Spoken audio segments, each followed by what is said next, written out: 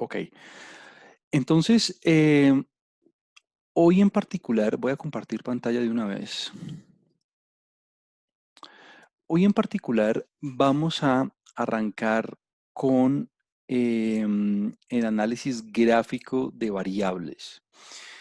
Em, ya hemos venido trabajando con varias medidas estadísticas, pues ya vimos las medidas de tendencia, ya vimos las medidas de localización, ya trabajamos con las medidas de variabilidad hasta la clase pasada. En particular hoy quisiera complementar un poco ese análisis con el desarrollo de algunas gráficas. Esto es algo que hemos postergado un poco porque nos habíamos concentrado en las medidas estadísticas, pero esto del análisis gráfico me parece muy, pero muy pertinente porque usualmente las personas entienden más las cosas, las personas se familiarizan más con una base de datos o entienden mejor lo que está pasando cuando ven los gráficos. Pues dicen por ahí, ¿no? Lo más vale una imagen que mil palabras. Entonces es algo así. Digamos que, claro, cuando una persona no tiene entrenamiento en estadística y en ciencia de datos, pues las gráficas son una herramienta, tal vez por decirlo, pedagógica o incluso para uno mismo como profesional, para entender mejor una situación y para, digamos, mostrar de manera clara y sencilla lo que está pasando con la variable. Entonces, hoy vamos a dedicarnos a hablar un poquito de gráficas y al final de la clase vamos a hablar un poco de tablas de contingencia con dos variables simultáneamente. ¿Por qué? Porque la parte que sigue después de esta es la parte de asociación entre variables. Entonces vamos a empezar hoy con eso, como al final de la clase vamos a empezar a relacionar variables cualitativas por medio de tablas. Pero bueno, eso lo vamos a hacer hacia el final. Entonces, claro, nosotros ya hemos venido haciendo como un análisis cuantitativo, numérico, con las tablas, con las medidas, pero las gráficas de alguna forma como que nos permiten ver como los patrones de la variable de una manera, digamos, contundente, como de una manera directa. Claro, si uno no tiene como una familiaridad con los números, como con las frecuencias, como con las medidas de tendencia, con las medidas de variabilidad y eso, pues esos valores pueden dificultar la interpretación y pueden dificultar un poco eh, entender lo que pasa con los datos. Entonces, para alguien que no tiene entrenamiento en esto, pues un gráfico es una muy buena idea para, sobre todo, comunicar las ideas. Eh, en ese sentido, pues los gráficos tienen que ser una ayuda más que una dificultad. Por eso usted tiene que ser muy cuidadoso haciendo los gráficos y tiene que ser como muy profesional, como reportando la información gráfica, ya sea porque usted está haciendo una consultoría o una investigación o porque le están reportando a usted los resultados y usted está leyendo un informe o un artículo. Entonces, estos gráficos, lo mismo que las medidas, tienen que ser como perfectos, o sea, como que no puede caber, no hay como cabida al error, porque si no puede estar distorsionando la información y puede estar dando como una idea equivocada de lo que está ocurriendo en el fenómeno que está estudiando. Entonces, un poco entrando en materia, em, nosotros hemos ya trabajado y vamos a gastar un poquito de tiempo recordándolo. Nosotros ya hemos trabajado como con la alternativa para variables cualitativas. Para variables cualitativas, nosotros ya trabajamos alguna vez los diagramas de barras y los diagramas de sectores, esos diagramas circulares, los que ve uno todo el tiempo desde que es pequeño en los noticieros, en las revistas, en los libros y eso.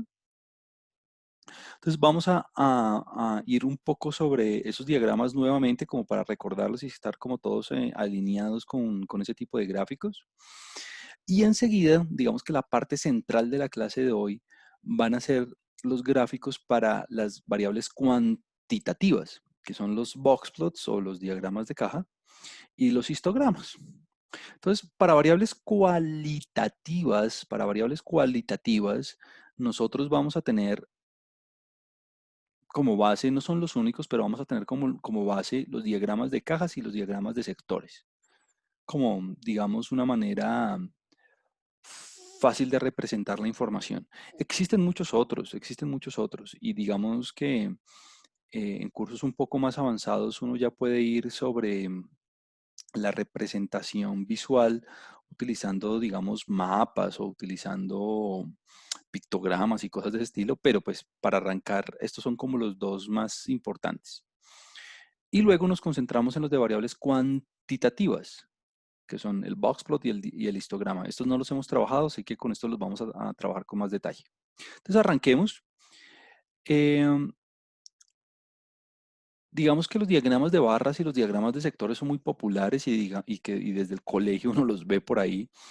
En los diagramas de barras, como hicimos como en la segunda o tercera clase, uno representa por medio de barras las categorías y dependiendo de las frecuencias absolutas o relativas, pues las barras van a tener una altura u otra, ¿no? Lo mismo con los sectores, solamente que ahora las categorías uno las representa con áreas, con sectores en un círculo, en una torta. Digamos que se utilizan de forma, digamos, indistinta, como que es lo que a usted más le guste, pero yo tengo una preferencia sobre las barras cuando el número de categorías es muy alto. Eh, si yo tengo muchas categorías, no sé, 5 o 6 categorías, los diagramas de sectores pueden ser no muy chéveres porque a las personas se les dificulta entender las áreas. Digamos que visualmente para las personas es difícil entender un área, entonces, en un círculo. Entonces, las barras, el diagrama de barras es como más recomendable cuando el número de categorías es muy alto. Pero en últimas, todo termina siendo como algo de criterio personal, de forma que usted pueda comunicar y usted pueda presentar bien sus hallazgos y lo que sucede con la data de una forma efectiva. Eso es lo más importante, comunicar las ideas y comunicar lo que sucede con el conjunto de datos de una manera efectiva, más allá de si son barras o son sectores o lo que sea. En ese sentido, bueno, nosotros en términos técnicos, pues en R ya habíamos visto la rutina barplot y la rutina pie para hacer esos diagramas. Entonces, aquí como el mensaje es como muy abierto y es, claro, todos estos diagramas ya están implementados en casi que todos los software. Entonces, esto está en Excel, esto está en SPSS, eso está en Stata, esto está en MATLAB, esto está en R, está en Python, o sea, como que en cualquier software que usted quiera trabajar, esto usted lo puede producir. Más sin embargo, como hemos venido trabajando en R, lo voy a seguir haciendo en R, pero repito, lo importante es que usted pueda hacer un gráfico impactante, un gráfico que comunique su idea, un gráfico que llame la atención, un gráfico que simplifique la interpretación y muestre los patrones de los datos. Eh, ahora, simplemente por ejemplificar esto y como recordar un poquito las cosas que hemos hablado en términos técnicos para elaborar los gráficos, vamos a ver un ejemplo, digamos, de una base de datos, que es una base de datos estándar, um, con datos reales de unos nacimientos, donde se evaluaron muchas variables. Entre ellas, me voy a enfocar en este ejemplo simplemente por recordar y cómo hacer los gráficos en el sexo del nacimiento y muy seguramente también en el peso, en el peso. Hay otras variables en la base de datos, pero pues lo que más me importa en este análisis no es como hacer un análisis extensivo de los datos, sino como que recordar cómo hacer, digamos, estos gráficos, así que nos vamos a enfocar en esas variables. En el sexo, porque es una variable cualitativa, en el peso porque es una variable cuantitativa, entonces como que me van a servir a mí de ejemplo para poder hacer los análisis que quiero hacer ahorita enseguida. Em, bueno, en la clase de hoy en particular, no voy a hacer como en otras clases donde yo voy abriendo R y le voy copiando y pegando y digamos que aquí está en este documento HTML, usted encuentra absolutamente todo para que usted pueda reproducir los resultados. Pues parte de la intención desarrollando estos documentos es que usted pueda reproducir los resultados de forma efectiva sin necesidad que yo esté al lado, digamos, diciéndole qué hacer como hemos hecho en otras clases. Entonces, de alguna forma, pues yo le voy a ir explicando el código y voy a ir haciendo algunas anotaciones técnicas, pero pues no voy a abrir R y no voy a reproducir los resultados, sobre todo porque quiero centrarme en la explicación de los otros tipos de gráficos. Bueno, entonces aquí voy a hacer un par de comentarios clave. El primero es que vamos a arrancar así con la variable sexo. Es una variable cualitativa en escala nominal que en la base de datos viene cuantificada o viene codificada, perdón, viene codificada con uno y con 2. Uno masculino, 2 femenino. Claro, todas estas técnicas aplican en cualquier tipo de variables, digamos, no necesariamente tienen que ser sobre, digamos, personas. Esto aplica en cualquier contexto, ¿no? Entonces, yo tomé este ejemplo, pero pues esto le sirve en cualquier tipo de contexto donde usted tenga variables cualitativas y cuantitativas, no necesariamente uno donde los individuos sean personas. Entonces, dentro de las cosas técnicas que usted debe saber para reproducir estos resultados, es que, ok, voy a empezar con la variable sexo, que es una variable cualitativa nominal codificada con uno y con 2. O sea que cuando usted reporte los resultados, cuando usted haga los gráficos y las tablas, lo primero que tiene que evitar es que le aparezcan un uno y un 2, ¿no? Porque a las- al interesado, al analista, al practicante, al consultor, lo que le interesa saber es el masculino y el femenino. La codificación es lo de menos, o sea, la codificación a nadie le interesa. Entonces, cuando usted vea las tablas de salida, cuando usted vea los resultados, pues sería un error muy grande que en lugar de masculino usted pusiera aquí uno, por ejemplo, y en lugar de femenino usted aquí pusiera dos, porque nadie tiene por qué saber qué es uno y qué es dos más allá del que procesó la información. Entonces, un error presentando tablas y un error presentando gráficos es ese, como poner la codificación en lugar del significado de la codificación. Estos datos en particular hacen parte de una librería de un paquete que se llama EPI. Ese paquete EPI usted lo puede instalar igual que hicimos la clase pasada. Si alguien no recuerda cómo hacerlo, pues simplemente puede ver el video de la clase pasada donde yo les indico cómo instalar los paquetes. Y es una base de datos gratuita, pues porque usted puede descargar este paquete de forma gratuita. Y recuerde, cuando lo vaya a instalar, únicamente lo tiene que hacer una vez. Ya después en el futuro no tiene que volverlo a descargar ni nada de eso. Lo tiene que cargar cada vez que abra R, ¿no? ¿Y cómo se carga un paquete? Simplemente escribiendo library. Pero ya en adelante, usted no necesita instalar el paquete nuevamente ni descargarlo ni nada de eso. Simplemente lo invoca, simplemente lo carga con este comando. Pero bueno, digamos que el propósito de esta librería es únicamente tener los datos.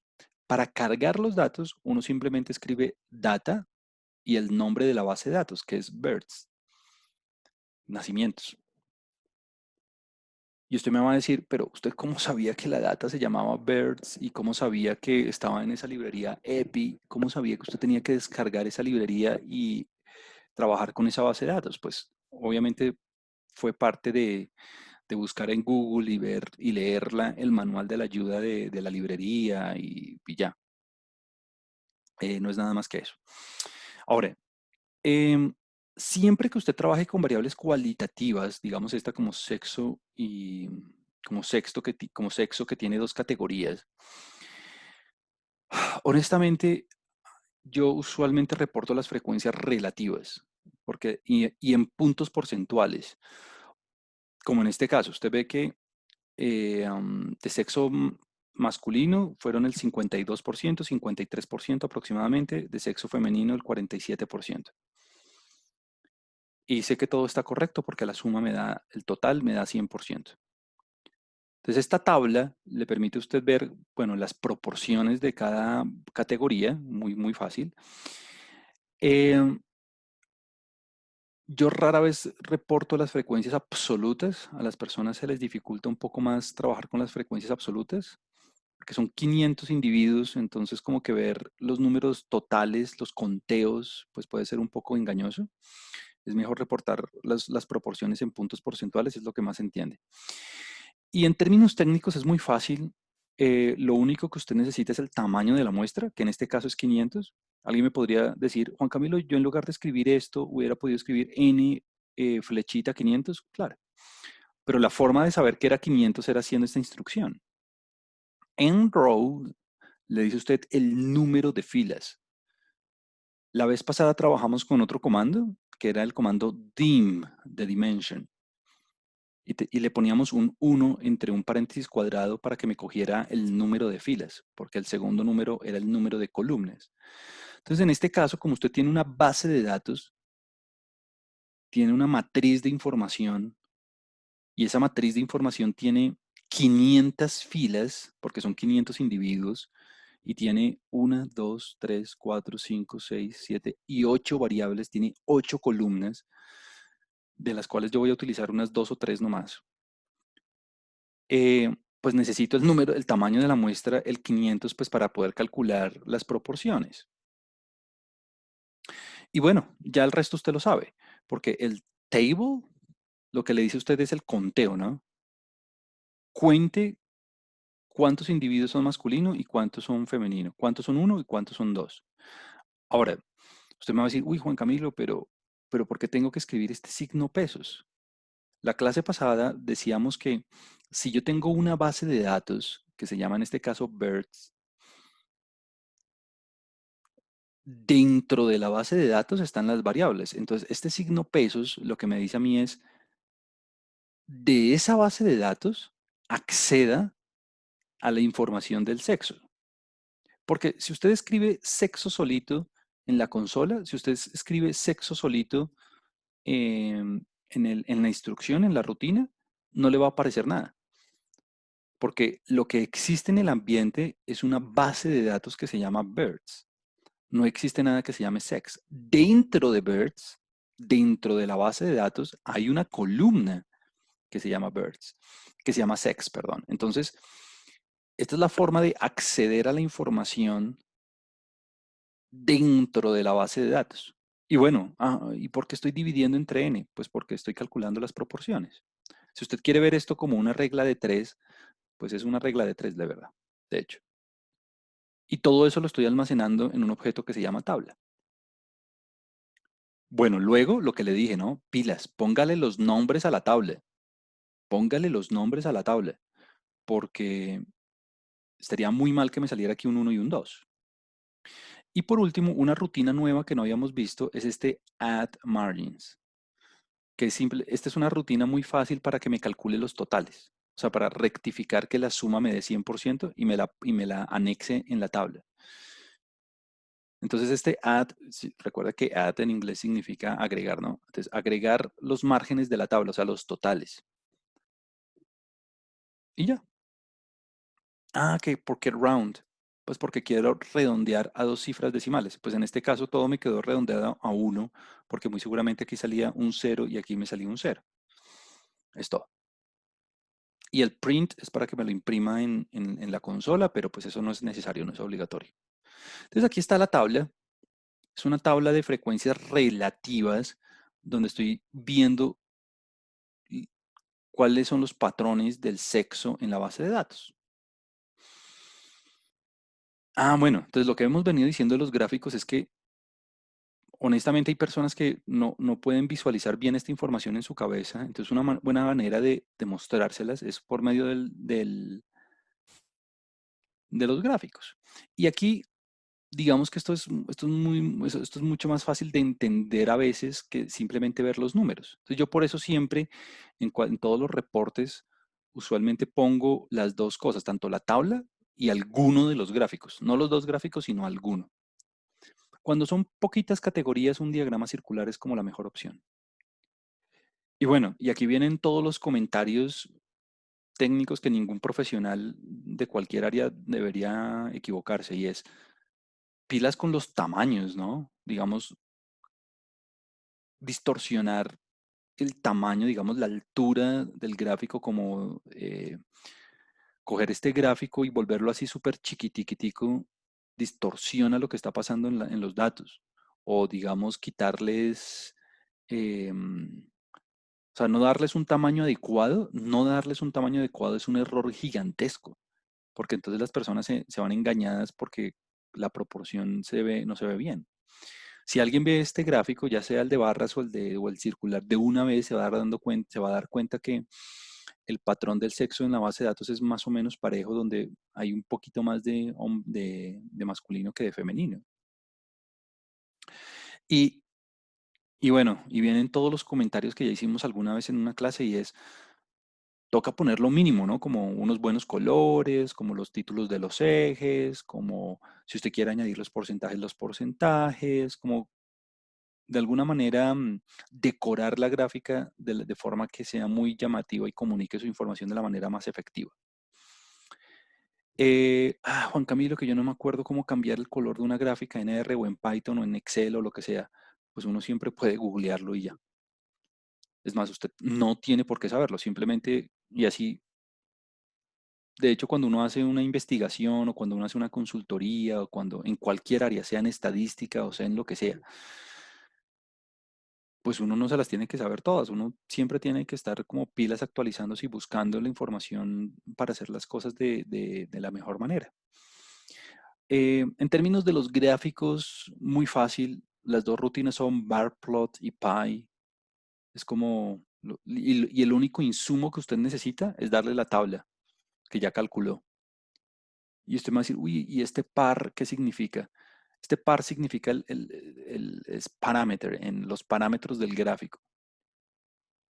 Y el mFrow, que no es obligatorio, pero pues yo lo puse en este caso, indica que los gráficos los tengo que poner en una sola fila con dos columnas, o sea, que me quede uno al lado del otro, en una fila y dos columnas.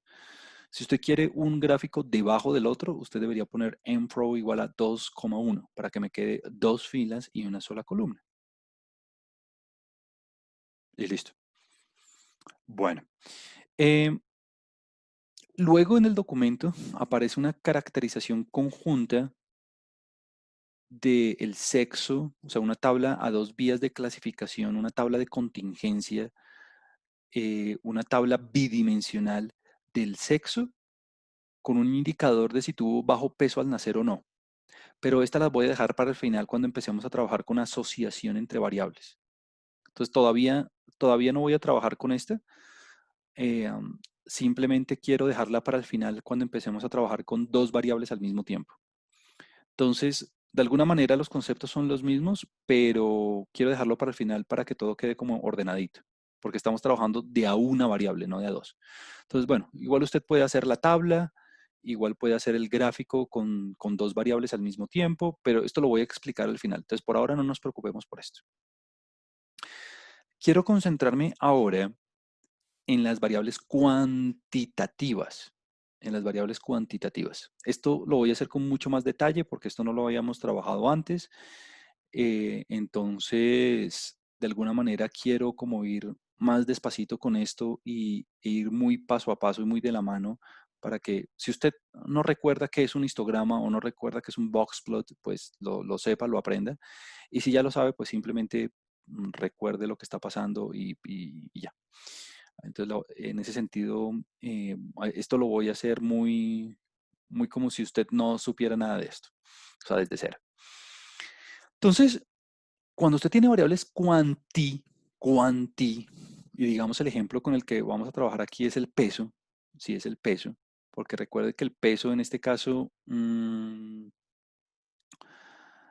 En este caso, el peso en gramos, está en gramos el peso, es una variable cuantitativa continua de razón. Claro, porque el cero es una cantidad absoluta, es decir, 0 gramos indica ausencia total del atributo. Entonces, cuando yo quiera representar esa variable peso cuantitativa continua, pues usar barras y usar círculos no es una buena opción porque no hay repeticiones.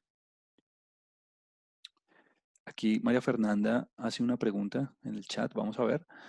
Una pregunta, ¿los códigos necesarios de estos ejercicios luego los va a subir? ¿Luego los vas a subir? Es que veo que no tenemos el mismo documento en ARPOPS. Oh, ok. Sí. Eh, um, Aquí María Fernanda tiene un punto importante. Ese documento que está en ARPOPS, tengo que actualizarlo porque precisamente le hacen falta los códigos. Me di cuenta ahorita antes de iniciar la clase. Entonces, lo que voy a hacer exactamente en este momento, gracias María Fernanda, eso lo había olvidado, es compartirles el Dropbox ya mismo. O sea, esto ya está en Dropbox. Solo que quiero, qué buen punto. En Moodle también lo tengo que actualizar. Tan pronto termine la clase lo actualizo. Lo mismo que el de AirPops. Pero en este momento lo que puedo hacer para no perder tiempo de la clase es simplemente compartirles el link de Dropbox.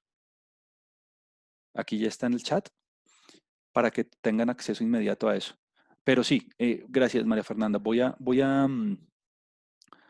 subir ambas cosas tanto en AirPops como en Moodle, pero aquí ya está en Dropbox.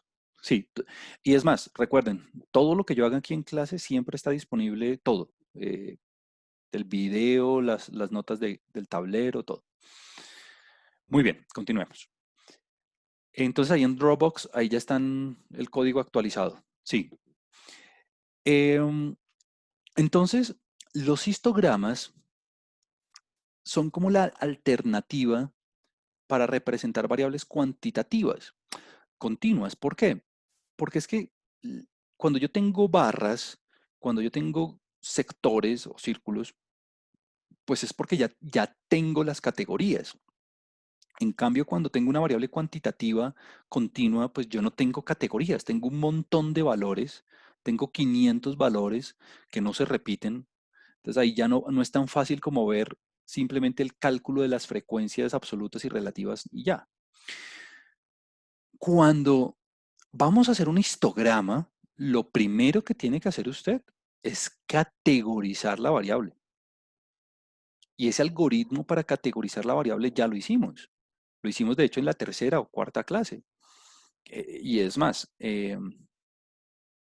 ahora que vamos a abrir el documento al respecto de eso, yo lo tengo aquí en UN, lo tengo en el Dropbox, bioestadística, lo tengo aquí en la clase que decía tablas de contingencia. Ajá.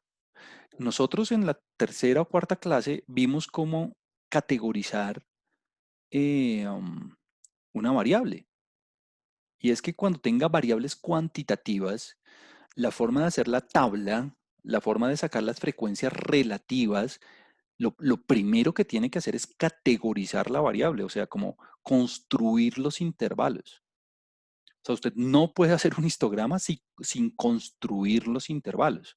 Ahora, mucha de esta construcción, mucha de esta implementación, pues es automática y el computador la hace para usted solo de una, pero nosotros vimos el algoritmo, ¿no? Nosotros vimos que, lo primero que usted tenía que hacer era seleccionar el número de intervalos, el número de categorías. Que para hacer eso usted tenía tres alternativas, o las elegía arbitrariamente, entre 5 y 15, por ejemplo, o utilizaba el método de la raíz, o utilizaba la técnica de Sturges para hacerlo. Una vez usted elegía el número de categorías, usted calculaba el máximo y el mínimo, luego el rango, luego la amplitud de cada intervalo. Esto va a ser fundamental ahorita para la construcción de los histogramas. Y luego ahí sí conformaba los intervalos. Entonces, de alguna manera, lo primero que usted tiene que hacer es categorizar la variable. ¿Para qué? Para poder construir la tabla, para poder hacer los intervalos. Aquí lo más importante es poder hacer los intervalos y para cada intervalo calcular la frecuencia, bueno, absoluta y relativa. Entonces, cuando nosotros vamos a hacer histogramas, eso permítame de una vez me voy para nuestro tablero. Cuando vamos a trabajar con histogramas, permítame, cambio aquí de color, un segundo.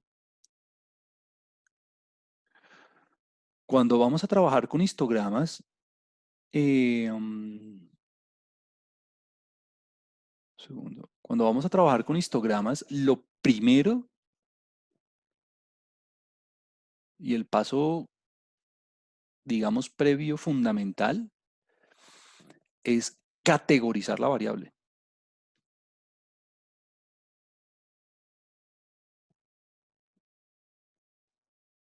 ¿Por qué? Porque es que lo fácil de trabajar con los diagramas de barras y lo fácil de trabajar con las variables de sectores es que las categorías ya están dadas, o sea, ya vienen establecidas, masculino, femenino, si tiene sobrepeso o no tiene sobrepeso. En cambio, cuando usted tiene una, no sé, una temperatura, un peso, bueno, una variable cuantitativa, la que usted quiera, pues eso a usted le toca conformar las categorías. Entonces, lo que usted necesita para poder hacer un histograma, lo primero que necesita son, bueno, las categorías, los intervalos. Usted necesita los intervalos. Usted necesita em, las frecuencias relativas, necesariamente. Las frecuencias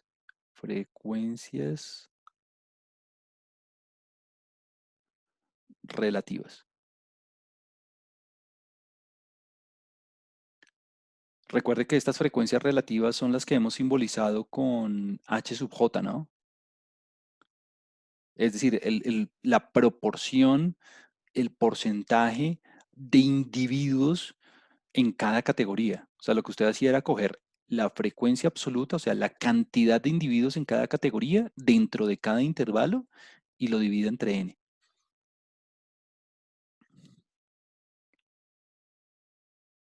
Y obviamente, para poder construir los intervalos, esto va a ser fundamental, para poder construir los intervalos, usted tuvo que haber calculado la amplitud de cada intervalo. Esta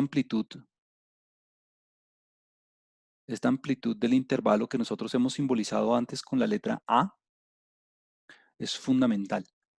¿Que cómo calculábamos A? Pues usted cogía el rango y lo dividía entre el número de categorías. Listo. Entonces, ¿qué es lo que hacemos en un histograma?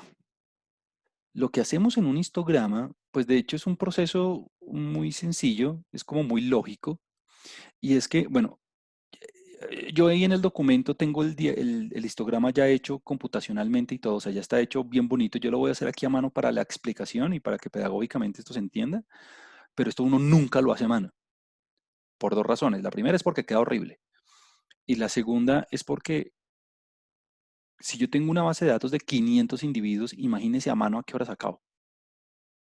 Entonces, claro, lo que hace un computador es, listo, yo tengo la base de datos. El computador lo primero que va a hacer es, bueno, calcular el rango, o sea, calcular el mínimo de la variable, este sería el X mínimo, el mínimo de la variable, o sea, el peso más bajito, digamos, y construye el rango, digamos hasta, uy, no se me fue la mano, digamos que hasta por aquí, bueno, no sé, sí, hasta por acá, digamos. Aquí está el X máximo, o sea, el peso más largo. Aquí se me fue la mano a borrar esto, se me fue la mano ahí con el gráfico, listo. Bueno, entonces, una vez usted hace eso, lo que hacíamos cuando categorizábamos la variable, cuando construíamos los intervalos, era dividir en los intervalos. Entonces usted decía, ok, voy a trabajar vamos a ver cuántos intervalos me salen. Aquí voy a trabajar con una amplitud de 2 cuadritos.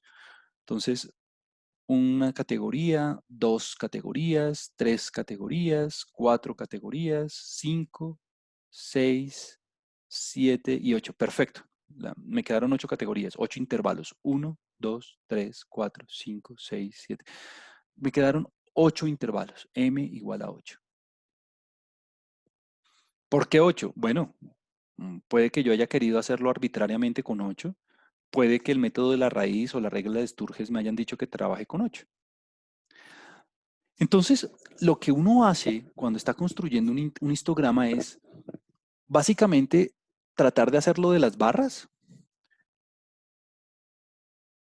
pero entonces aquí hay una delicadeza y es la siguiente. Yo ya tengo las categorías, o sea, yo ya tengo como la base de cada barrita. O sea, yo ya tengo la base de cada una de las barritas que voy a construir. Cada base es un intervalo, ¿no? O sea, encima de cada intervalo voy a poner una barrita. Eso es un histograma. Pero entonces lo clave aquí, y lo voy a poner en otro color, lo clave aquí va a ser la altura de cada barrita.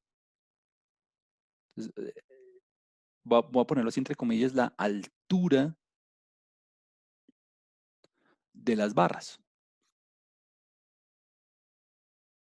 Entonces, la altura de las barras, o sea, qué tan alto debo yo dibujar una barra en cada intervalo, lo vamos a llamar, el nombre técnico lo vamos a llamar densidad. Entonces, a mí, cuando yo he hecho trabajos y cuando he hecho, digamos, artículos o consultorías o cosas de ese estilo, digamos que las personas no entienden muy bien el concepto de densidad. Entonces, lo que yo les digo es que la densidad es como el volumen, la cantidad de información dentro de cada categoría. Entonces, la densidad es como qué tanta información, cuál es el volumen, cuál es, sí, la densidad de información dentro de esa categoría. Esa densidad la vamos a simbolizar así con la letra D minúscula sub J, o sea, porque tenemos una densidad para cada categoría. Pero entonces alguien me podría decir, pues fácil, Juan Camilo, la densidad de cada categoría debería ser la frecuencia relativa o la frecuencia absoluta. Pues porque claro, la frecuencia relativa lo que me dice a mí es el porcentaje de individuos dentro de cada categoría. Y casi. Lo que pasa es que uno tiene que, de alguna manera, tener en cuenta la amplitud del intervalo. O sea, no es justo graficar una barrita con la altura que sea la frecuencia relativa así solita, porque eso no tiene en cuenta qué tan grande el intervalo es. Claro, un intervalo que sea más grande, más ancho, pues tiene una posibilidad mayor, tiene un chance mayor de contener más observaciones, más individuos. Entonces no es justo simplemente graficar las frecuencias relativas solitas porque están en ventaja los intervalos que son muy anchos. Entonces lo que se hace para definir el volumen de información, lo que se hace para definir la, la cantidad de la altura de la barrita, es definir la densidad como la frecuencia relativa dividido la amplitud. O sea, como proporcional o ponderado por la amplitud del intervalo. Que en este caso particular, que en este caso particular me va a quedar constante. O sea, como que esa división va a ser una división por un número constante, porque todos tienen una amplitud de 2. Fíjese que aquí todos los intervalos tienen una amplitud de igual a 2. Pero podría pasar que un intervalo tenga una amplitud de 3, por ejemplo, o de 4, o de 5. O sea, que no todos los intervalos tengan la misma amplitud. Entonces, es eso, la altura. Entonces, para cada intervalo, la altura de cada barrita va a ser lo que me dio la frecuencia relativa dividido la amplitud. Es todo. Ahora, afortunadamente esto se automatiza muy fácil en un computador, entonces usted no tiene que ponerse barrita por barrita a hacer ese cálculo, pues porque sería muy dispendioso. Entonces, lo importante es aprenderlo a interpretar. Y la interpretación es como le venía diciendo, esa densidad lo que le muestra a ustedes, lo que le dice a usted el volumen de información que hay en esa categoría. O sea, entre más grande sea la densidad, pues hay un volumen de información mayor. Lo que quiere decir que la categoría es más importante, es más representativa, es más relevante para el análisis. Entonces, hay otra cuestión importante y es que esta definición de la densidad conlleva a una propiedad muy importante, que lo voy a escribir en otro color aquí en azul. Y es que si usted coge, bueno, permítame, lo hago aquí. Entonces voy a graficar, voy a hacer un ejemplo a mano aquí antes de escribir la propiedad. Voy a escribirle aquí, voy a dibujar aquí como un histograma. Entonces, digamos, en la primera categoría, esto me va a quedar horrible, pero bueno, en la primera categoría, esta es la primera barrita. Entonces yo calculé la densidad de la primera categoría y dibujé la barrita. O sea, tomé como base el intervalo y la altura me quedó con la densidad que me dio, pues. Y me dio esa densidad, 2 cuadritos. Ahí está, 4 cuadritos, perdón. La siguiente categoría me dio mucho más importante. La siguiente categoría me dio con un volumen de información mucho más grande. ¿Por qué? Porque quise. Entonces ya usted se está dando cuenta porque hacerlo a mano es una muy mala idea, ¿no? Luego, la siguiente categoría era importante todavía, pero no tanto como la primera, la segunda, entonces aquí está. Luego la tercera me quedó por aquí, digamos.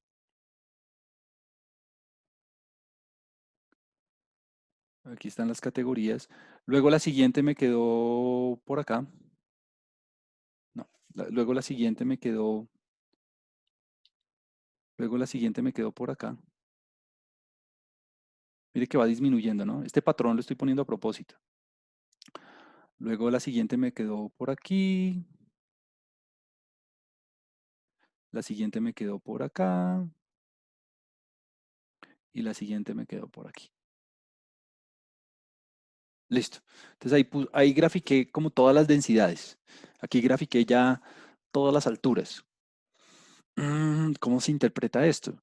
Pues esto quiere decir que las categorías más relevantes ocurren con valores, eh, digamos, las categorías más relevantes ocurren con valores un poco bajos de la variable, porque miren que las barritas más altas se encuentran en las categorías, digamos, 1 a 3 o 2 a 3 si usted quiere. O sea que aquí preponderan los individuos con valores bajos de la variable, como entre las categorías 1 y 4, digamos. Y que a medida que aumentan los valores de la variable, el volumen de información disminuye. A medida que aumentan los valores de la variable, la cantidad de individuos dentro de cada categoría disminuye muchísimo. ¿Por qué? Pues porque mire que la densidad es mucho más bajita. La altura de las barritas es una altura mucho más pequeña. Un histograma de estos se dice que tiene sesgo positivo. Sesgo positivo. Eso lo escribo aquí. Un diagrama de estos se dice que tiene sesgo positivo. Sesgo positivo o sesgo a la derecha. Sesgo positivo o sesgo a la derecha. Cualquiera de las dos terminologías es correcta. ¿Por qué se dice eso?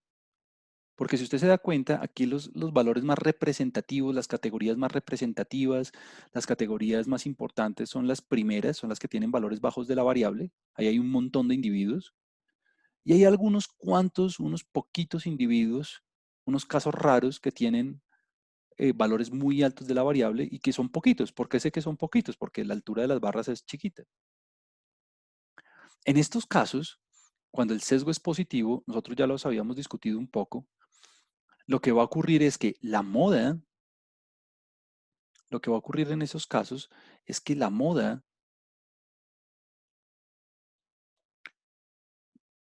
y usted ya sabe cómo calcular la moda para datos agrupados, ¿no? Lo que va a pasar con la moda, que digamos me va a caer por acá, que es más, lo voy a escribir en otro color. Lo que me va a pasar es que la moda, lo voy a poner aquí en verde, digamos la moda me dio por aquí, esta va a ser la moda, porque mire que es como pues estoy inventándome el valor, ¿no? Usted tiene que hacer la fórmula y ver. Yo sé que me va a quedar por ahí porque la moda está relacionada a partir del intervalo con mayor frecuencia, ¿no? Entonces lo que va a pasar es que la moda va a ser menor que, entonces aquí lo voy a poner otro color. La moda va a ser menor que la mediana. Entonces, la mediana, recuerde que es el valor que acumula el 50% de los datos. Entonces, la mediana la voy a poner aquí en rojo, por ejemplo. Entonces, la mediana me va a quedar por acá. La moda va a ser menor que la mediana. Y a su vez, la mediana va a ser menor que el promedio, que la media. Y usted me va a decir, Juan Camilo, pero ¿cómo así usted se memorizó esto? O sea, usted, la media me va a quedar, digamos, por acá. Yo le voy a decir, no, pues ni de funtas yo me memorizo esto. ¿Por qué?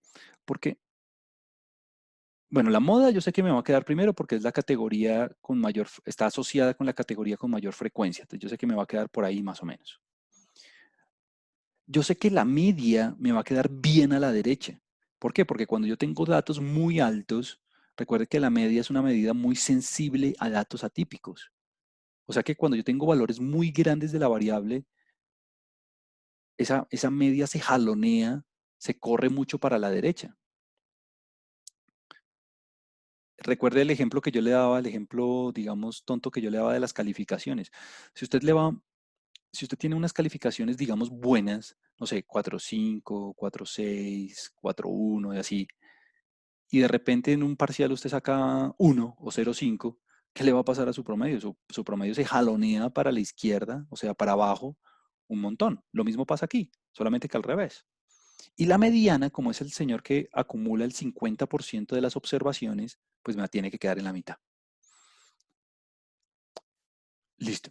Ahora, digamos que usualmente así es como se representa un histograma con las barritas, y las barritas son las densidades. Ya usted sabe que representa la densidad, el volumen de información, pero a veces en los computadores y en las representaciones gráficas se le agrega una línea como suavizada, como una línea, digamos así, curva, que me está quedando terriblemente mal. Por eso es que lo hace un computador y no yo. No, esto me quedó mal. A ver si me queda mejor. Se agrega como una línea como medio suavizada, como uniendo los puntos medios y eso, así como representando la forma de las barras. Bueno, ahí usted entiende más o menos, me quedó horrible, pero bueno. Se agrega como una curva medio suavizada, representando lo que pasa con la muestra, uniendo las barras.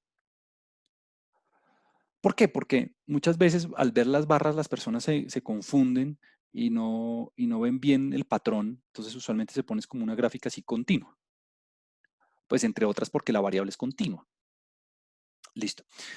Otra cosa es que, digamos, una propiedad bien importante, y era la que le voy a decir ahorita, es que, y yo creo que ya alguien ya se dio cuenta, y es que si usted se fija, si yo calculo el área de cada una de las barritas, claro, si usted coge una de esas barritas, digamos, voy a coger la primera categoría. Si yo cojo una barrita, la estoy dibujando acá.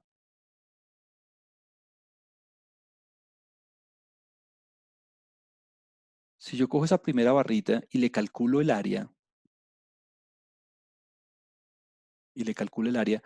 ¿cómo se calculaba el área de una barrita? Pues usted cogía el ancho, recuerde que el ancho en este caso es la amplitud, que en este caso es constante para todos, ¿no? Digamos 2, y se multiplica por el alto. En este caso, el alto es la densidad, ¿no? Entonces, el alto es lo que nosotros llamamos densidad, es el volumen de información. Entonces, el área, digamos que el área de esa barrita ¿qué va a hacer? El área de esa barrita, pues si yo la fuera a calcular, sería el A sub j por el H sub j. Perdón, el A sub j por el D sub j, o sea, por la densidad. O sea, ¿qué tan amplio por qué tan alto? Y si usted hace esa multiplicación, pues ¿cuánto le va a dar? Si usted hace esa multiplicación, pues usted reemplaza, ¿no? Entonces le quedaría A sub j por, reemplaza aquí, entonces le va a quedar HJ, aquí abajo le va a quedar A sub j. ¿Qué pasa con las A's? Se cancelan, entonces le queda el H sub j. O sea, el área de cada barrita es la frecuencia relativa. El área de cada barrita es la frecuencia relativa. Por eso decimos que eh, la densidad de alguna manera representa el volumen de información, porque si yo le calculo el área a cada barrita, pues me va a salir qué tan, qué tanta información hay en esa categoría. O sea que si yo hago la sumatoria, y aquí viene la propiedad, si yo hago la sumatoria de todas esas áreas, si yo cojo desde la primera categoría hasta la última categoría y sumo todas esas áreas, o sea, sumo el amplitud multiplicado por esa densidad, eso siempre me va, esa densidad, eso siempre me va a dar una. Uy, Juan Camilo, pero ¿por qué eso siempre da una? Ah, pues porque la suma de las frecuencias relativas siempre da 100%, ¿no? Recuerde que el uno es el 100%. Listo. Entonces, la razón por la cual ocurre esto es porque la suma de las frecuencias relativas siempre es una. Claro, y algo muy bonito de eso es que, claro, usted con este histograma está considerando el 100% de los casos. Digamos que esa es como la interpretación. Las barritas incluyen todos los casos de la base de datos. Listo. Entonces, de alguna manera, mm, el histograma me muestra a mí cómo se distribuyen los datos. Si usted se da cuenta aquí, preponderan los valores más bajos de la variable y unos cuantos casos extraordinarios altos. eh, um, pero no es la única distribución. Digamos que usted me puede decir, Juan Camilo, y los histogramas siempre van a lucir así, como con ese sesgo. Es decir, todas las variables tienen este comportamiento, todas las variables tienen esta distribución, y la respuesta es no. Pues digamos, hay variables típicas, no sé, como eh, la distribución del ingreso. Esa es una variable típica que tiene un sesgo positivo. Claro, un montón de individuos con unos valores, digamos, eh, comunes de la variable, no sé, entre 500.000 y 3 millones, por decir cualquier cosa.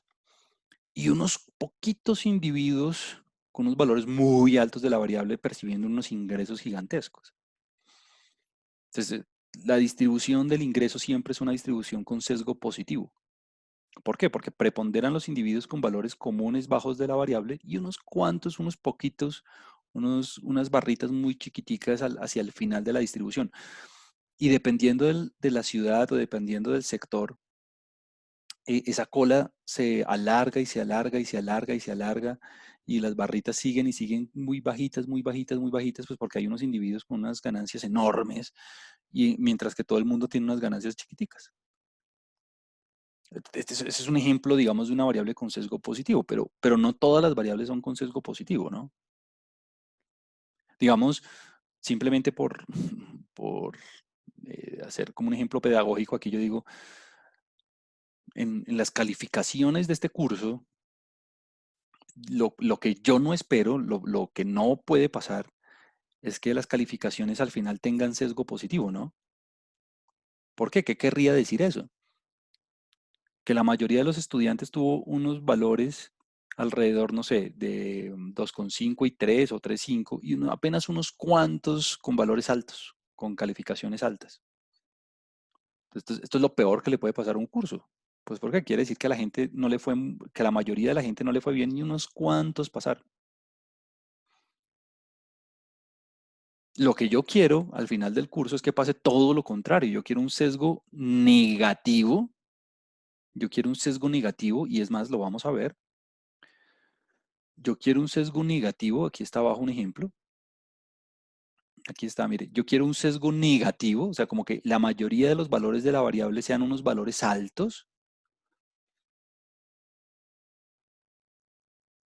y unos poquitos valores con valores muy bajos.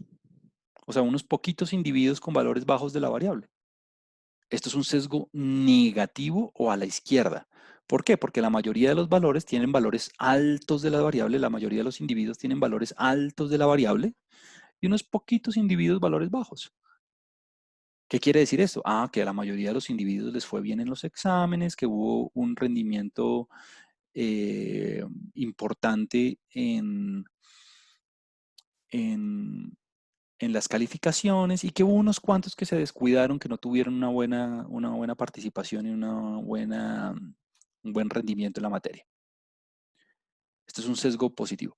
Pero esto es un sesgo negativo, perdón, sesgo negativo, sesgo negativo. Sesgo negativo o a la izquierda. ¿Por qué se le llama así? Porque, pues mire que los casos raros pasan es en la izquierda, no en la derecha. Contrario, contrario al que tenemos aquí, este sesgo a la derecha porque los casos raros pasan es a la derecha, o sesgo positivo, o sea, hacia la derecha. Ah, aquí mire lo que pasa. La moda es menor que la mediana y menor que la media. Cuando usted tenga, cuando usted tenga, lo voy a poner en otro color, cuando usted tenga un sesgo, cuando usted tenga un sesgo negativo, ¿qué es lo que va a pasar? Espero que ya esté intuyendo, ya tenga como una idea. Pues si en un sesgo positivo la moda es menor que la mediana, menor que la media, pues en un sesgo negativo lo que va a ocurrir es que la moda va a ser mayor que la mediana, mayor que la media. O sea que usted me puede decir, o sea que yo calculando las medidas de tendencia puedo darme una idea de cómo es la distribución de la variable sin necesidad de dibujarla. Claro, pues esa es la idea. Obviamente, si una persona no tiene entrenamiento en estadística y en esto de los números, pues no va a tener ni idea de esto, ¿no? Y ni siquiera va a saber qué es la mediana, y ni siquiera va a saber qué es la media y eso. Pues para eso es el gráfico, para que las personas que no tienen entrenamiento cuantitativo puedan darse una idea de qué es lo que pasa con la variable. Ah, bueno, pero además del sesgo positivo y el sesgo negativo, ¿existen otras formas? Claro, usted podría tener un sesgo, digamos así, o sea, usted podría tener una distribución simétrica, o sea, sin sesgo, donde la mayoría de valores de la variable ocupen valores centrales y unos cuantos casos raros al principio y unos cuantos casos raros al final. Así, honestamente, esta es la verdad como termina en la mayoría de los cursos. Como la mayoría de estudiantes alrededor de un valor promedio, unos cuantos que no les fue bien y unos cuantos que le van extremadamente bien. Así es la mayoría de los cursos. En estas distribuciones simétricas, usted ya sabe, ya creo que está intuyendo lo que pasa. En esas distribuciones simétricas, cuando la distribución es simétrica, usted ya sabe lo que pasa. Ya usted intuye que la moda tiene que ser aproximadamente igual a la mediana y la mediana tiene que ser aproximadamente igual a la media. ¿Qué quiere decir eso? Pues obviamente entre más simetría haya, pues estos valores son más aproximados. Obviamente entre más simetría haya, pues estos valores son más exactos entre ellos. Métrica. Y a medida que empieza a haber sesgo, pues estos valores empiezan a descompensar, pero usualmente ya sabe usted lo que pasa, ¿no? Juan Camilo, y siempre tienen que pasar las cosas así como con una sola moda. Pues estos son casos, aquí alguien pregunta algo. Tam- Aquí Viviana dice, ¿también se le daría sesgo, es decir, sesgo simétrico? No, o sea, Viviana, cuando tú tienes una variable que es simétrica, precisamente es simétrica porque no tiene sesgo, es decir, no tiene como ningunos valores que jaloneen para ningún lado la información en términos de las medidas de tendencia. Entonces, el sesgo se empieza a presentar, Viviana, cuando empiezan a ver como algunos datos como muy grandotes o muy chiquiticos que empiezan a sobresalir, aunque sean poquitos, pero que empiezan a resalir. Entonces, en el caso simétrico, esos valores no aparecen, y si aparecen son demasiado poquitos. Entonces, como que las medidas de tendencia central siempre coinciden. Entonces, el sesgo empieza a aparecer es cuando hay algunos valores muy altos, son poquitos casos, pero valores muy altos o valores muy bajos, poquitos, pero muy bajos. Entonces, cuando tú dices que una distribución es simétrica, es porque la mayoría de los individuos está tomando valores centrales de la variable y muy poquitos y algunos cuantos valores bajos, algunos cuantos valores altos. Pero esos valores no son, digamos, extremos, esos valores no son como, digamos, influyentes.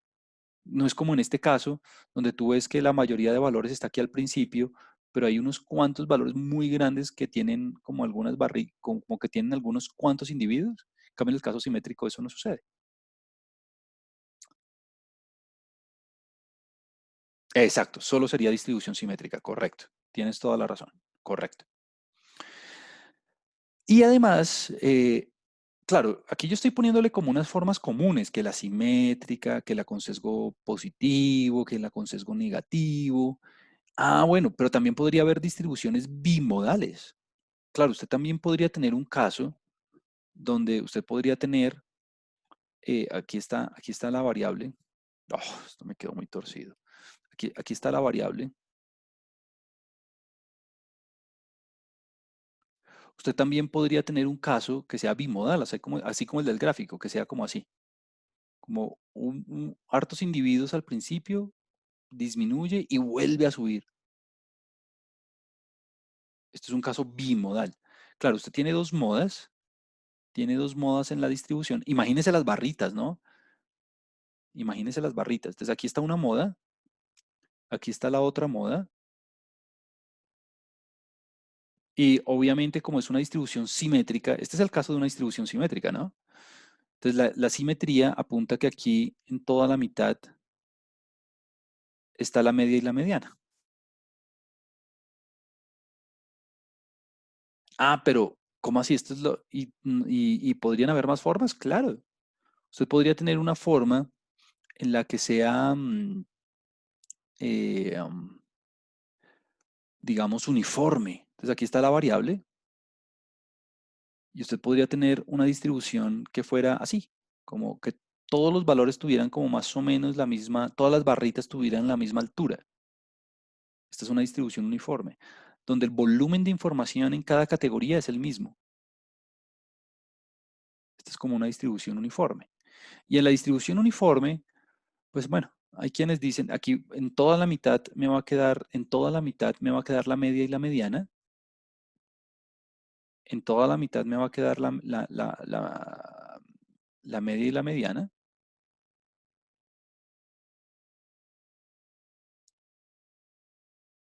y hay algunos que dicen que no existe la moda, ¿no? Pues porque todos tienen como la misma altura, entonces es un caso amodal.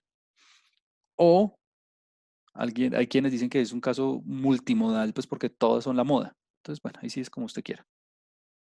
Y bueno, y ya cualquier combinación que usted quiera, ¿no? Usted aquí puede jugar con las gráficas de la forma que usted quiera. O sea, hay tantas opciones como usted se imagine. Trimodal, una parte uniforme y otra bimodal. Bueno, ahí sí es como usted quiera. Listo. Eh, en el caso particular del peso, que estábamos diciendo del caso de estudio de los bebés y eso, que son 500, pues el histograma, mire cómo le queda el histograma. Le queda aproximadamente simétrico, con un poquito de sesgo, le queda aproximadamente simétrico, con un poquito de sesgo, con un poquito de sesgo negativo, porque mire que aquí hay una colita en la parte izquierda con unos valores un poquito bajos del peso, con unos cuantos individuos, ¿no? Y una manera de verlo, y una manera de verlo fácil, es con las medidas de tendencia. Recuerde que cuando yo escribo summary, esta rutina me dice me da un resumen con las medidas de tendencia. Me bota el mínimo, el máximo y los cuartiles y la media. Entonces yo le decía, bueno, aquí a simple vista el gráfico es simétrico, o sea, la distribución del peso es simétrica, como que la mayoría de los individuos están en un rango, pero hay unos cuantos individuos que tuvieron un bajo peso al nacer, mire que hay unos cuantos que tienen como una deficiencia en el peso importante. Em, entonces, esto presenta un ligero sesgo negativo o a la izquierda, y una forma de comprobarlo fácil, hay dos. Una es viendo las medidas, ¿no? Entonces, mire que la mediana me dio de 3.188, estos son gramos, de 3.188 gramos, y la media de 3.137. O sea, estos valores bajitos jalonaron la media para abajo. Ok, esa es una manera de verlo. O sea que eh, aparentemente hay unos bebés, hay unos individuos que están presentando unos valores bajos de la variable respecto al grueso de los datos, respecto al grueso de los nacimientos. Claro, hay un sesgo negativo. Y la mayoría de los individuos se encuentra, pues bueno, aquí si usted si quiere puede hacer la cuenta, esto está entre, digamos, 2.000 gramos y 5.000 gramos, que es donde están las barras, digamos, más frecuentes, las barras con mayor volumen, entre 2.000 y 5.000 gramos. Bueno, si usted quiere decir entre 2.500 y 4.000 o 4.500 también está perfecto, no hay lío, que son como las barras más altas. Entonces mire que con un solo gráfico, pues yo ya me doy dando cuenta dónde se acumula la información, dónde están como los casos más importantes y los menos frecuentes. Sí, esto es definitivamente un caso con simetría, con asimetría, perdón, con asimetría. Sesgo negativo. Quiere decir que hay algunos individuos que están presentando valores extremos un poco bajos de la variable. Listo. Otra manera de ver lo mismo es por medio de otro gráfico, que es el que no hemos trabajado, que se llama el box plot, el diagrama de caja. Ese es el siguiente. Para hacer un diagrama de caja, para hacer perdón, para hacer un diagrama de caja, oh, un segundo que aquí estoy como medio enredado con el mouse. Listo. Para hacer un diagrama de caja, bueno, un comentario que me faltó hacer ahorita. Para hacer un diagrama de caja, usted necesita, o box plot, diagrama de caja. Para hacer un diagrama de caja, usted necesita los cuartiles. Ese es su insumo. El insumo para un diagrama de caja son los cuartiles. ¿Cuáles eran los cuartiles? Bueno, el percentil 25, el percentil, el percentil 50 y el percentil 75. Usted necesita esos. Bueno, recuerde que este es el cuartil 1, Recuerde que este es el cuartil 2 y recuerde que este es el cuartil 3. Listo. Ok. Cuando, cuando alguien va a hacer un diagrama de caja, este diagrama de caja ya tiene su historia. Esto nació en los 60 con un estadístico Tukey. Pues él lo que quería representar era un poco varias cosas, como, bueno, primero, la localización de los datos, por eso su insumo son los cuartiles, y con los cuartiles él pudo representar varias características de la distribución. Me explico. ¿Cómo se hace un diagrama de caja? Bueno, en el eje X o en el eje Y, eso sí ya es como si usted lo quiera, si usted lo quiere vertical o horizontal, ahí sí ya es como usted diga, yo lo voy a hacer horizontal. Eh, Usted ubica los cuartiles. Entonces, digamos, aquí me va a quedar el primer cuartil, aquí me va a quedar el segundo y por aquí el tercero.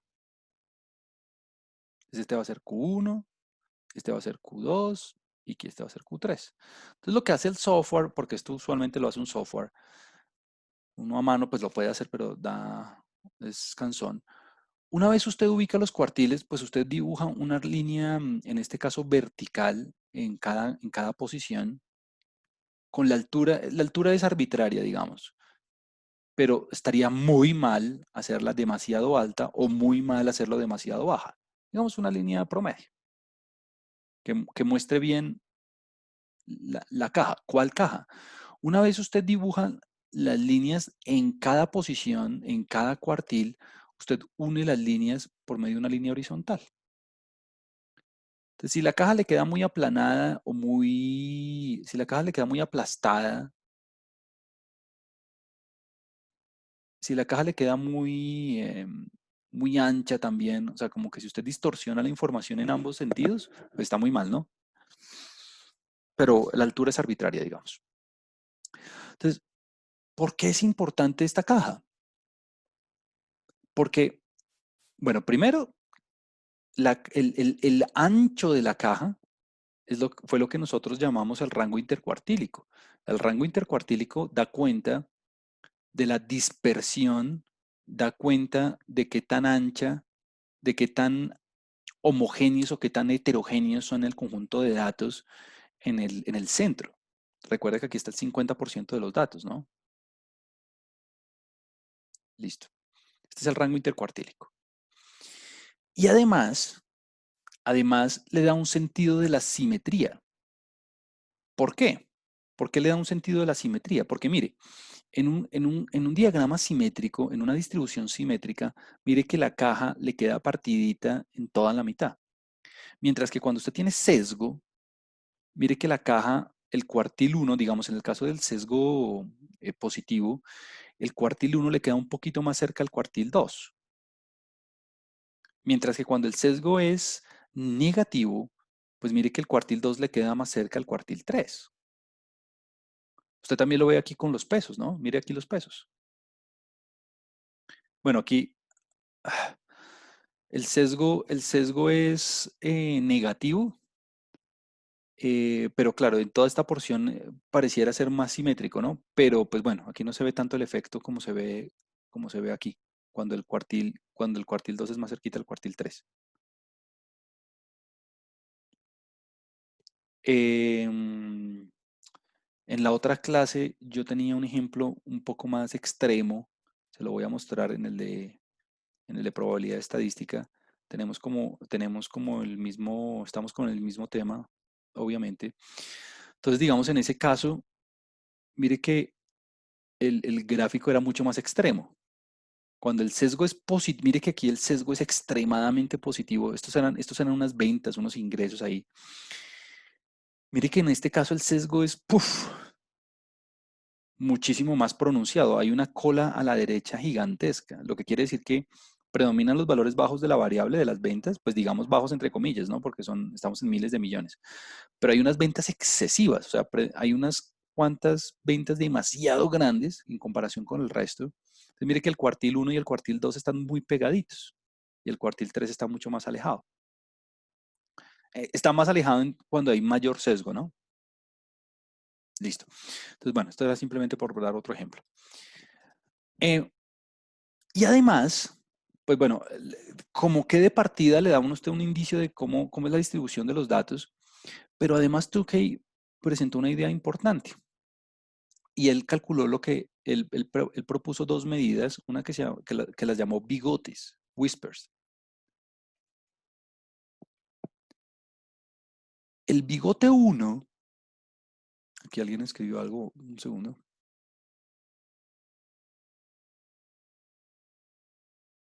Aquí dice Viviana, tú dijiste que el sesgo positivo a la derecha, pero en la gráfica lo veo a la izquierda.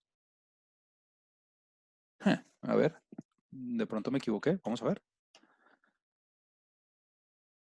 A ver, en el del ejemplo, supongo, en el del peso. Aquí el sesgo está a la izquierda, en el que mostrabas en el otro curso. Ah, ok.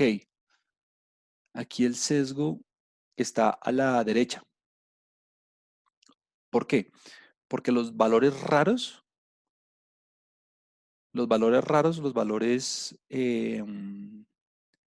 digamos, atípicos ocurren en la derecha.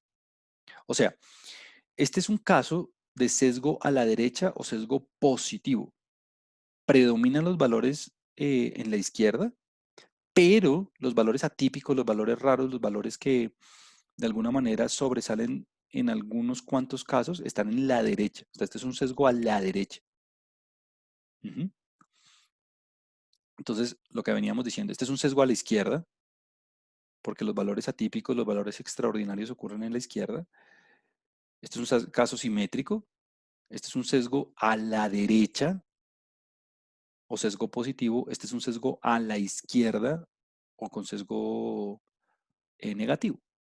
O sea, el sesgo se introduce con los valores raros.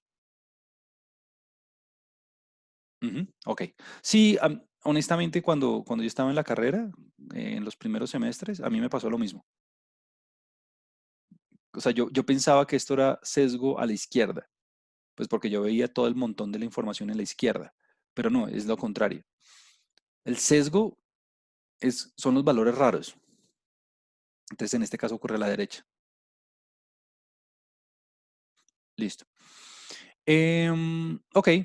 Entonces, lo que venía diciendo era que, aquí estaba en el tablero, lo que venía diciendo era que lo que decía Tukey era que él definía, propuso dos valores que llamó bigotes, whispers, y el primero fue Q1 menos 1.5 por el rango intercuartílico, multiplicado por, o sea, multiplicado por aquí, por. Y el bigote 2 es lo mismo, es Q3 más 1.5 el rango intercuartílico. ¿Qué quiere decir eso? Que de acuerdo con su definición, los valores más comunes de la variable se van a encontrar a 1.5 veces el rango intercuartílico, a 1.5 veces el rango intercuartílico en ambas direcciones. O sea, esto sería como el bigote 1 y esto sería como el bigote 2. Entonces, cualquier valor que se encuentre dentro de esos bigotes se consideran como valores, digamos, regulares, valores normales de la variable, como valores típicos de la variable. Y cualquier valor que se encuentre por fuera de esos bigotes se representa con un puntico y se le llaman datos atípicos. Entonces, cualquier valor que esté por fuera de ese rango se llaman valores atípicos. Entonces, sí. Entonces, los valores atípicos son aquellos que, los valores atípicos, los valores atípicos son aquellos que, en los que el dato es menor que el bigote 1 o el dato es mayor que el bigote 2. Valores atípicos. Un valor se considera típico si se encuentra por fuera de los bigotes. Esa es la definición. O sea que cuando usted vea punticos en un diagrama de caja es porque esos punticos hacen referencia a valores que están muy lejos o sea, que no hacen parte del común de los datos. Y también hay otra clasificación que son los valores atípicos extremos, o sea, como ya demasiado grandes o demasiado pequeños. Los valores extremos son datos que son menores que, es lo mismo que el cuartil 1 menos, pero ya en este caso, en lugar de 1.5 veces, 3 veces el rango intercuartílico. O sea, los datos que están ya muy por debajo o los datos que ya están o los datos que ya están muy por encima, o sea, del cuartil 3 más 3 veces el rango intercuartílico, son valores que uno considera extremos. Entonces, claro, lo que yo le estoy diciendo es ubíquese en el bigote 1 y en el bigote 2, o sea, cuando usted trabaja con el 1.5, y cualquier valor que se encuentre antes o después usted lo considera como extremo, como atípico, como valor que no hace parte del común del conjunto de datos. Pero si en lugar de eso usted trabaja con 3 en lugar de 1.5, pues ya esos datos los vamos a llamar es extremos, extremos. Entonces, digamos simplemente para que usted se una idea visual de lo que pasa, mire esto. Mire el ejemplo de los pesos. Ah, claro, mire que tenemos aquí varios punticos, o sea que hay varios individuos que tienen valores bien pequeñitos en relación con el resto. Entonces, mire que esta es una distribución que pareciera ser que tiene como cierto grado de simetría, pero hay unos valores que son atípicos, es decir, hay unos valores que, hay unos individuos que presentan un valor bien bajo de la variable. Por eso decíamos al principio que habían evidencias de sesgo a la izquierda, de sesgo a la izquierda. ¿Por qué? Porque hay unos cuantos valores de la variable, bueno, que en este caso no son unos cuantos, son bastantes, eh, que tienen valores bien bajos, ¿no? O sea, de esos 500 hay unos, no sé cuántos hay aquí, unos 30, unos 40, que tienen valores bajos de la variable, que son atípicos, que son individuos que tuvieron un peso al nacer bastante bajo en comparación con el resto de los datos. Que ese sesgo ya lo habíamos intuido de la forma del histograma, porque mire que aquí se ve una cola, aquí se ve una cola a la izquierda, más bien pronunciada, y también lo habíamos intuido como con parte de las medidas, ¿no? Con la media y la mediana.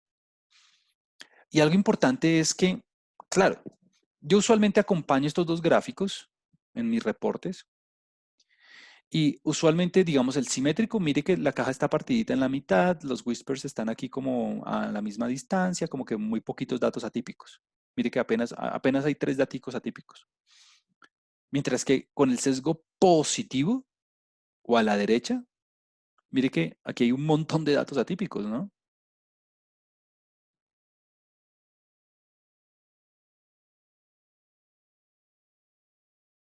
Y mire que con el sesgo negativo o a la izquierda, mire que también hay un montón de datos atípicos, ¿no?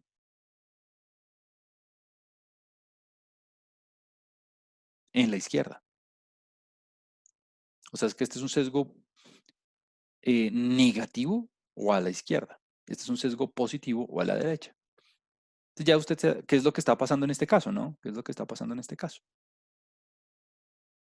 Y como últimas palabras respecto a este tema, voy a decir lo siguiente. Nunca se enrede con, digamos que parte de lo bonito de esto es que tenemos la herramienta computacional y uno no tiene que hacer nada a mano. En R, la forma fácil de hacerlo es con un ist. En Excel usted tiene que instalar el complemento de análisis de datos y hacerlo, y se llama histograma la instrucción. Y si usted quiere hacer el boxplot, la única rutina que usted tiene que hacer es esta, boxplot. Y lo único que usted tiene que darle es la variable. Entonces, mire, de la base de datos BERTS, tiene que entregarle la variable, en este caso es body weight. Lo mismo aquí. Y bueno, ya el resto son los títulos de los ejes y demás.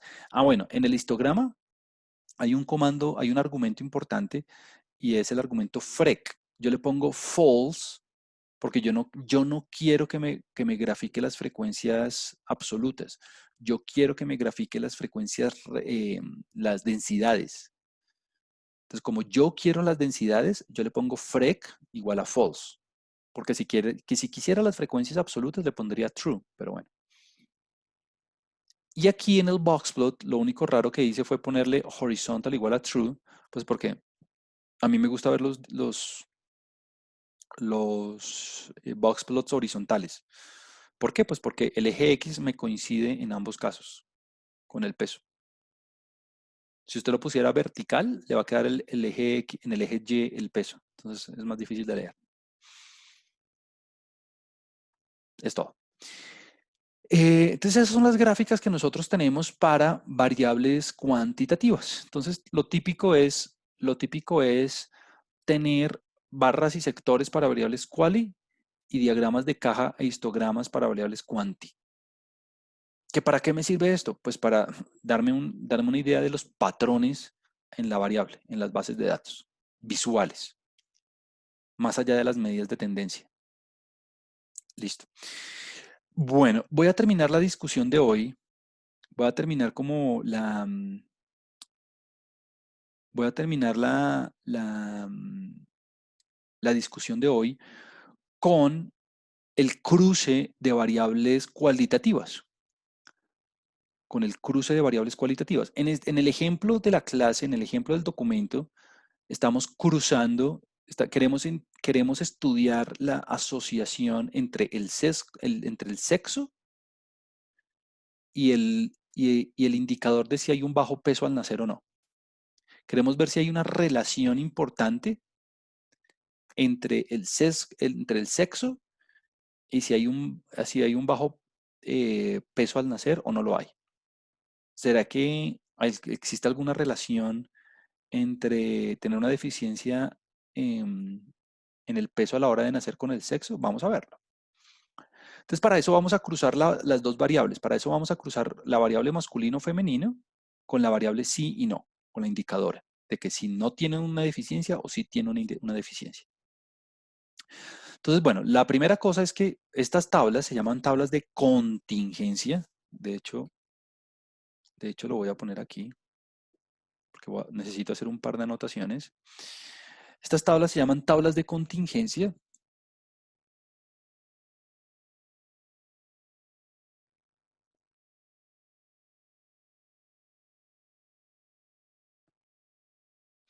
Y en estas tablas de contingencia, pues bueno, uno en las filas pone una variable, en las columnas pone la otra. En este caso, en las filas, estoy poniendo el sexo, o sea, digamos masculino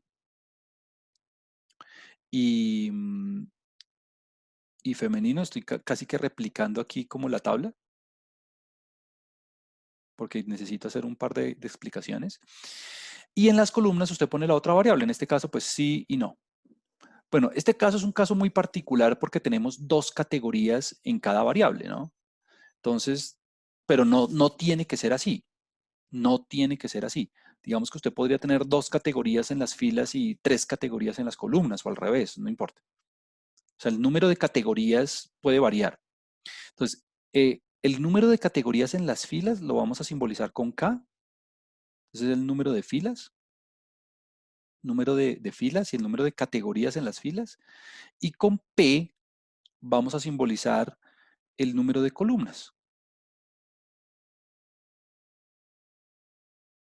O sea, el número de categorías en la segunda variable.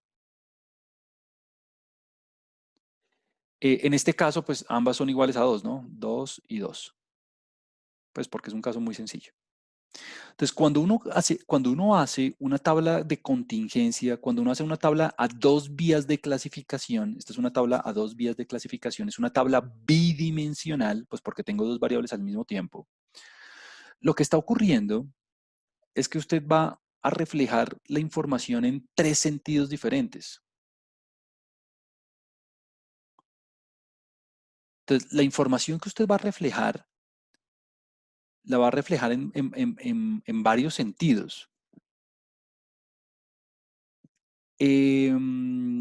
¿En cuáles sentidos? Pues vamos, eso es lo que yo quiero hacer notar. Pues estoy seguro que ya lo han visto, pero lo quiero recalcar, pues porque es bien importante. Entonces, lo primero es que usted siempre que haga una tabla de contingencia tiene que agregar los totales, tanto para las columnas como para las filas. ¿Por qué? Porque esos totales a usted le reflejan otras dimensiones del problema. Aquí yo puse totales, aquí era total. ¿Cuáles otras dimensiones del problema? Pues cuando usted está trabajando con dos variables al mismo tiempo, cuando usted totaliza las filas y cuando usted totaliza las columnas, pues básicamente está mostrando la información de cada variable por separado. Entonces, a las frecuencias, a las, fre- a las frecuencias que le quedan a usted por dentro de la tabla, a las frecuencias que le quedan a usted aquí por dentro de la tabla,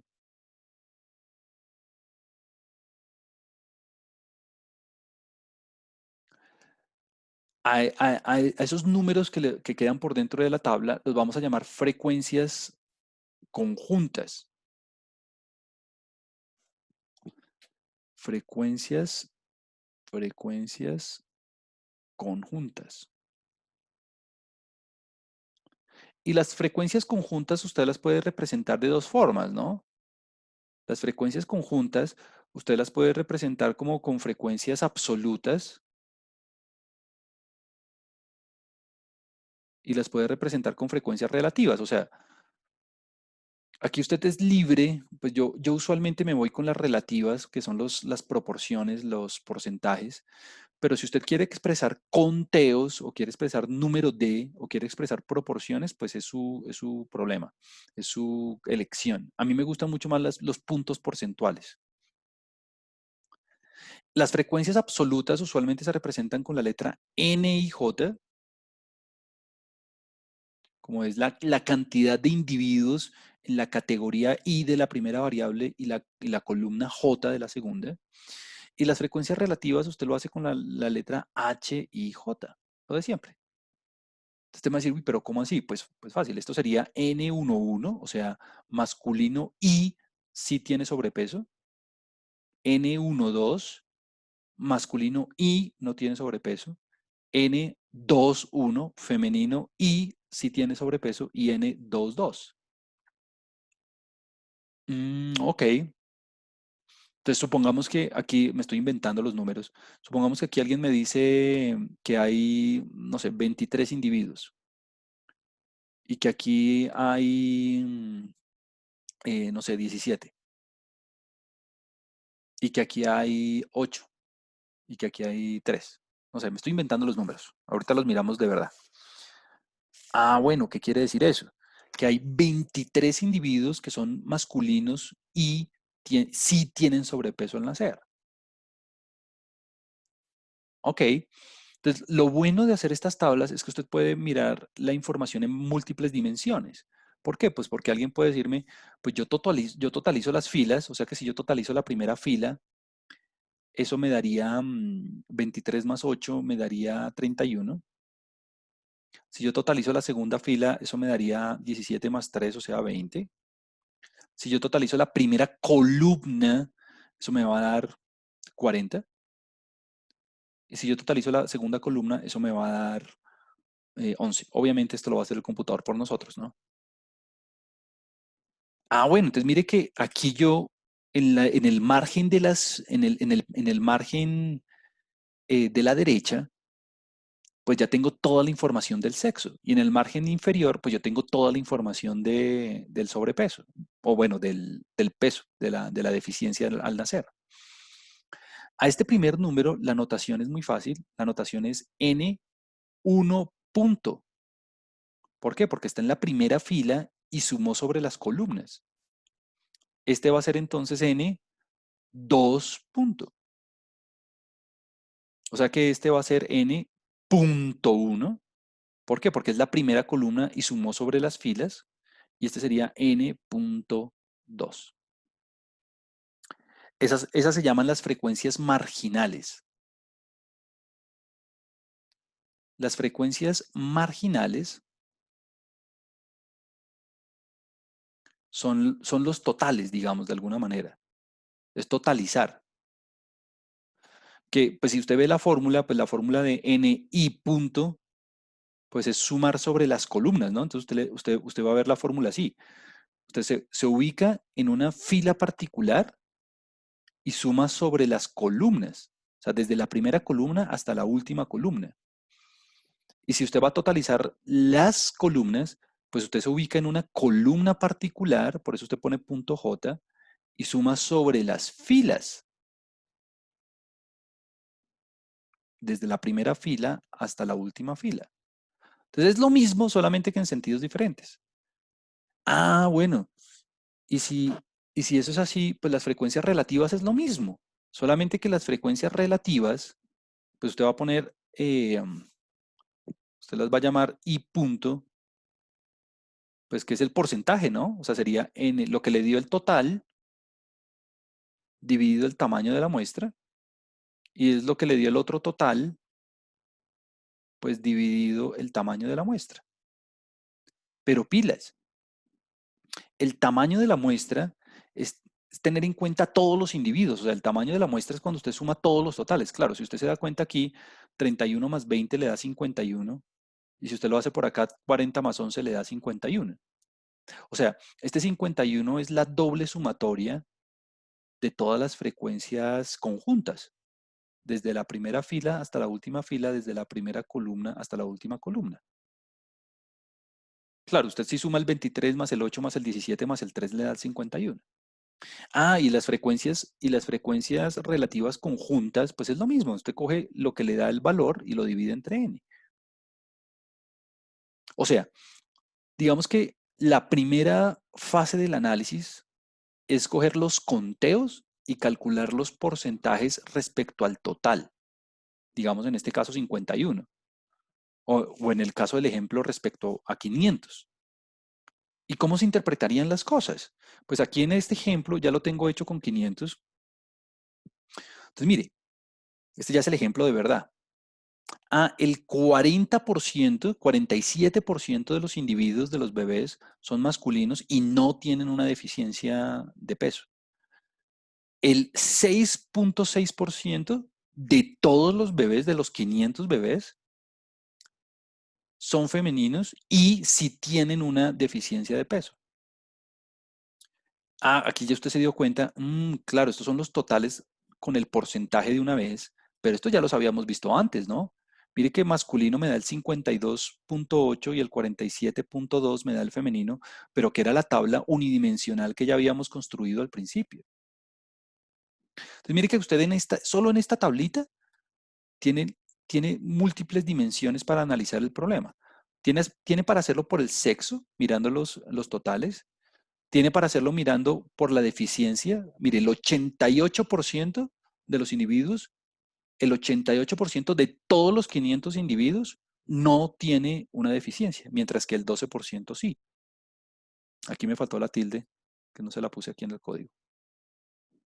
Claro, si yo sumo y tanto por fila como por columna me da 100%, obvio. Me tiene que dar todos los individuos, el 500.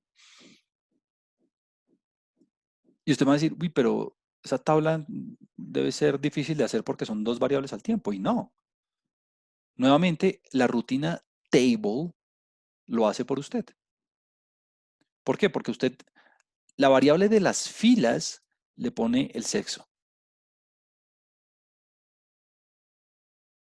Y la variable de las columnas le pone la otra variable, que se llama low body weight, que es una variable categórica, ¿no? Usted le pone los títulos, mire, row names y call names, tanto para filas como para columnas, pues para que me salgan las palabras y no me salgan las codificaciones. Y al final, el add margins lo que hace es agregar los totales, ¿no? Agregar los totales tanto como filas como columnas. Eso es importantísimo. Y pues usted ya sabe que el round lo que hace es un redondeo a dos cifras decimales. En este caso, solo me sale un decimal porque el otro decimal es cero en todos los casos. Listo. Y la representación visual, aquí sí toca un diagrama de barras. Usted en un eje pone en el eje X, usualmente le van a quedar las columnas. Mire que es exactamente la misma rutina, bar plot. Y en colorcitos le va a quedar las filas. Ah, Juan Camilo, yo lo quiero al revés. Yo quiero que me salga el masculino y el femenino y quiero ver en colorcitos el body weight. Pues fácil. Cuando haga el table, pues póngalo al contrario, ¿no? Ponga el low body weight al principio y el sexo de segundas. Entonces, claro, aquí la representación visual ya usted se da una idea clara en múltiples sentidos. Primero, que la mayoría de los individuos son de no tener una deficiencia. Segundo, de los que no, bueno, de los que no, no. Que muy un porcentaje más reducido de individuos sí tiene una deficiencia y que predominan los individuos masculinos con no deficiencia, seguido por los femeninos, pero pues bueno, aquí digamos el gap, la diferencia no es tan grande. Lo mismo que en los que sí tienen una deficiencia, digamos que las proporciones están repartidas, como que son aproximadas. Entonces aquí visualmente usted ya ve exactamente lo que está pasando en dos dimensiones. Listo. Eh, entonces, digamos que en términos del análisis conjunto, lo único que quería presentar hoy yo era cómo relacionar dos cualitativas en una misma tabla. Y pilas, y esto es muy importante porque la próxima clase vamos a comenzar con esto. Aquí el porcentaje lo calculamos respecto al total de la muestra, no o sea, respecto a los 500 individuos. O aquí los porcentajes se interpretan respecto al total de la muestra, respecto al 51, respecto al 500. Ah, el 88% de todos los individuos, el 12% de todos los individuos. Bueno, y en términos técnicos, honestamente, no hay nada que hacer. O sea, como que ya usted todo lo sabe. El table. Ah, que ¿por qué divido entre n? Pues porque quiero las frecuencias relativas. A mí me gustan las frecuencias relativas. Ah, ¿por qué multiplico por 100? Pues porque quiero puntos porcentuales. Listo. Entonces, ¿hoy qué vimos? Hoy trabajamos diagramas de barras, trabajamos diagramas de sectores para variables cualitativas, trabajamos histogramas, trabajamos boxplots para variables cuantitativas, Luego hicimos una discusión, de cómo cruzar variables cualitativas, La próxima clase vamos a arrancar con eso. Con el análisis del cruce de variables. ¿Por qué? Porque ya cruzamos cualitativas, vamos a dar unos pasitos adicionales en ese sentido y luego vamos a trabajar con variables cuanti. Vamos a trabajar con unas variables, con unas otras medidas que no hemos trabajado. Listo. Eso era todo por hoy. Recuerden,